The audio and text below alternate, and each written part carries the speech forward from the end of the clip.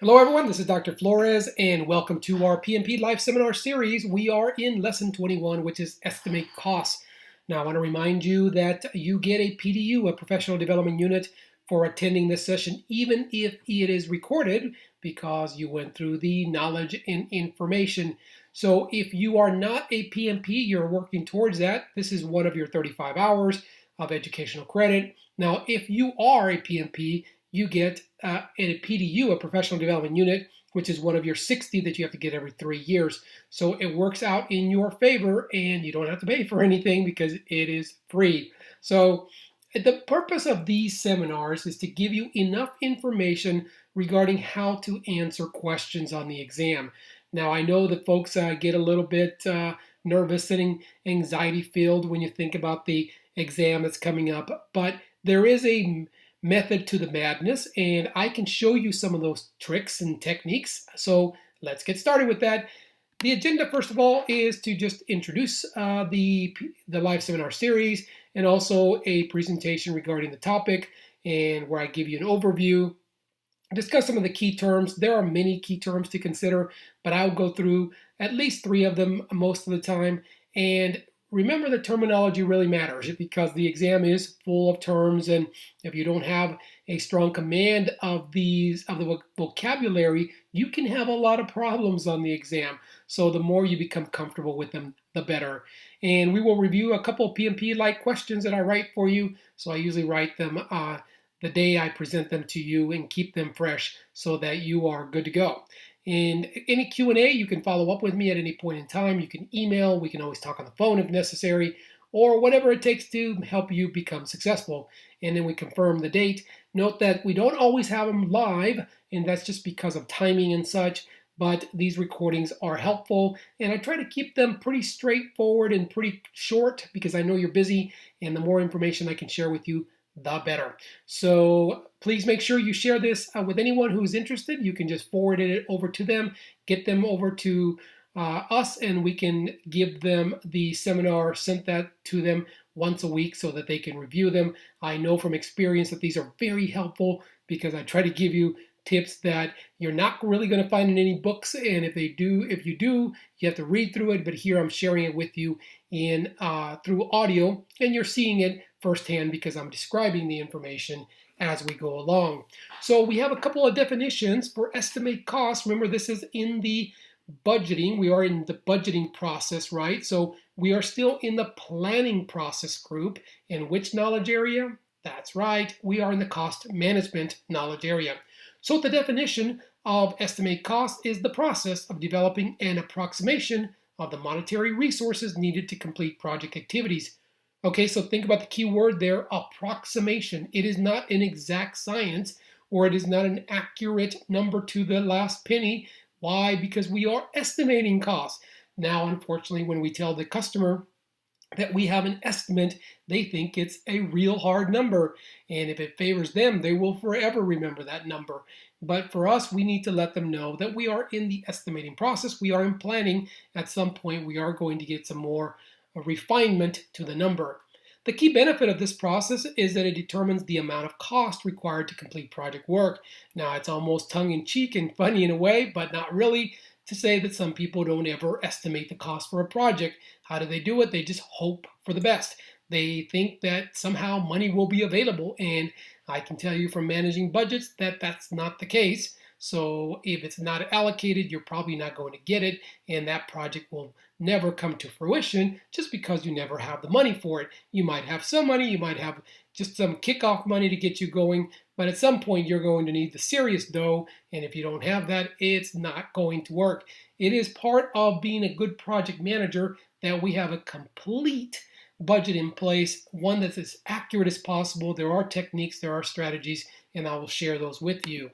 So I've got a few terms here because I thought they would add to the importance of defining the budget or defining the cost for the project. First, the work breakdown structure. Yes, we talked about that in scope management, but what is it? It provides the relationships among all the components of the project and the project deliverables. So if you remember, the WBS is a breakdown, is a hierarchy, a work breakdown structure.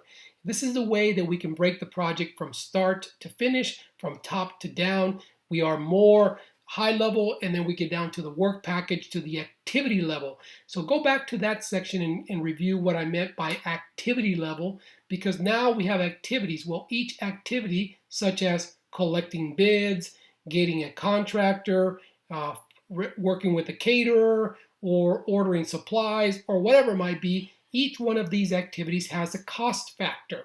Now, let me repeat that. Each activity has a cost factor.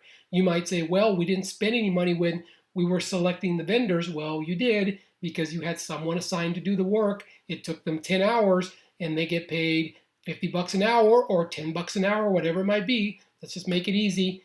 10 hours to $10 an hour, that's $100 that you allocate for the work performed.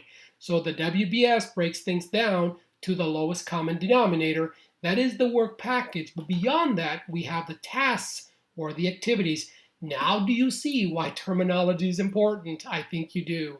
Okay, market conditions. These conditions describe what products, services, and results are available in the market, from whom, and under what terms and conditions. So we need to know, what are the products and services that are available? How much do we have to pay for them? What's the supply and demand issue? Because the more something is in demand, the higher the price. And the more that it is in supply, the lower the price. You can think about gasoline right now. Probably if you don't live in anywhere where there's a shortage, then the price of gasoline is rather stable, more than likely. Okay, I understand differences in countries and such. But if that gasoline becomes harder to get, right? The demand for it goes up, and now the price can go up.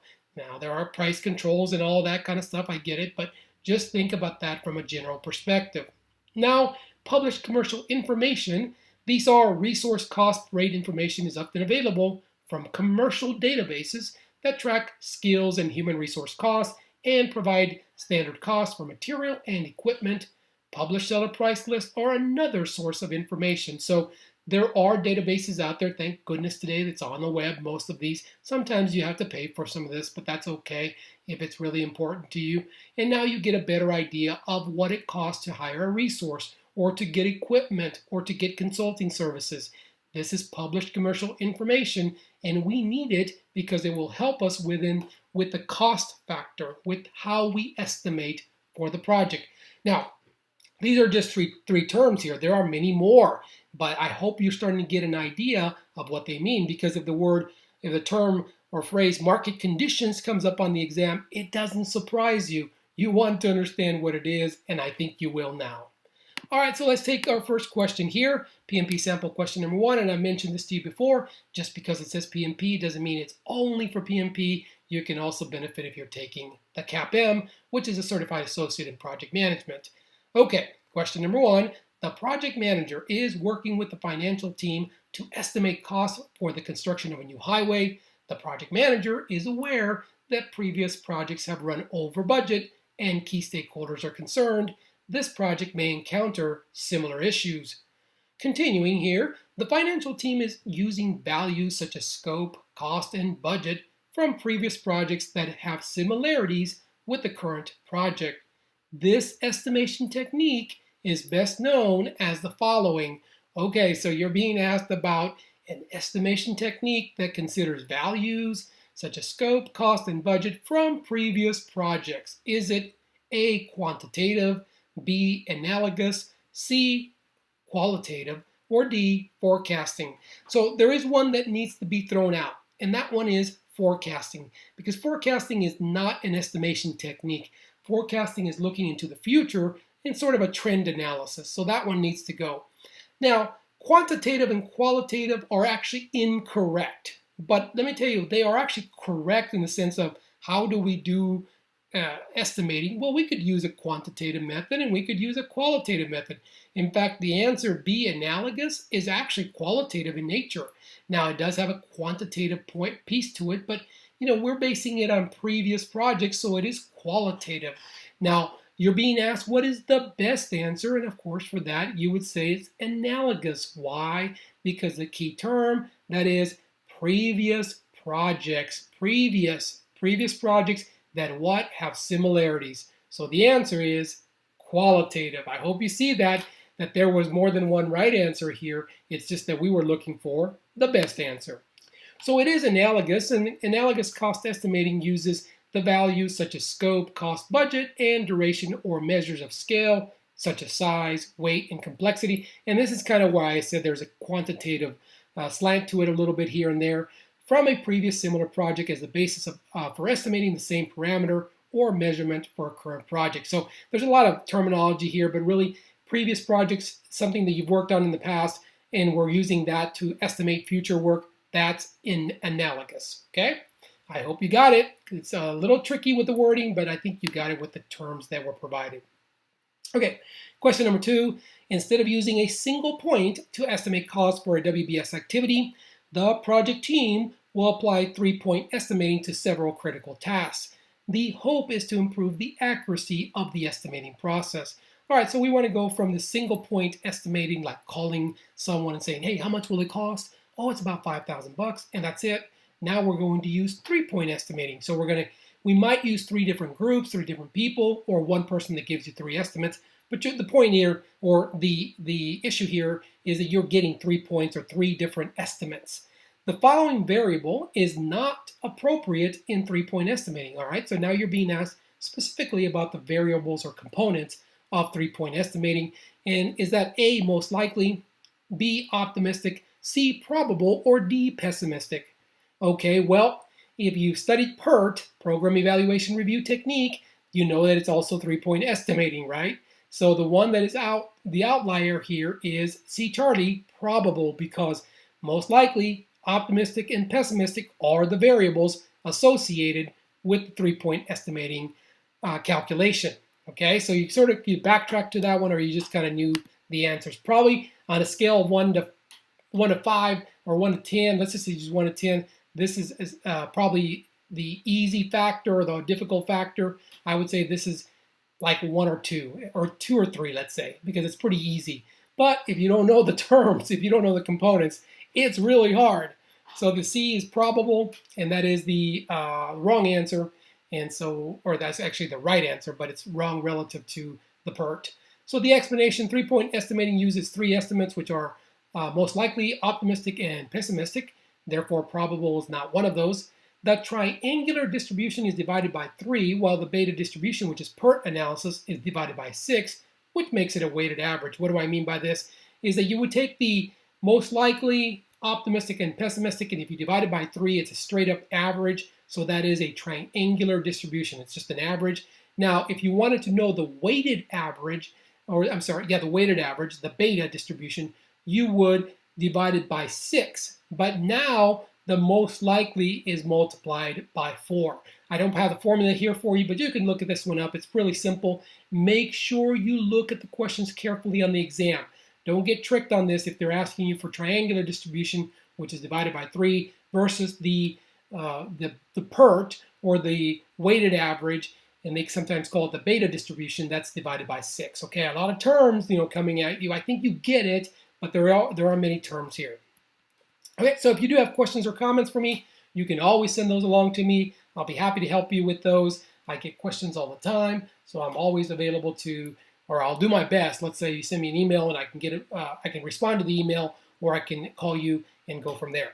Now, our next session is usually every week, every Monday, we try to get this out to you. I do, sometimes we'll have live sessions, but a lot of times we'll do the recordings just because it's a little simpler and a little cleaner so that I can get this to you right away.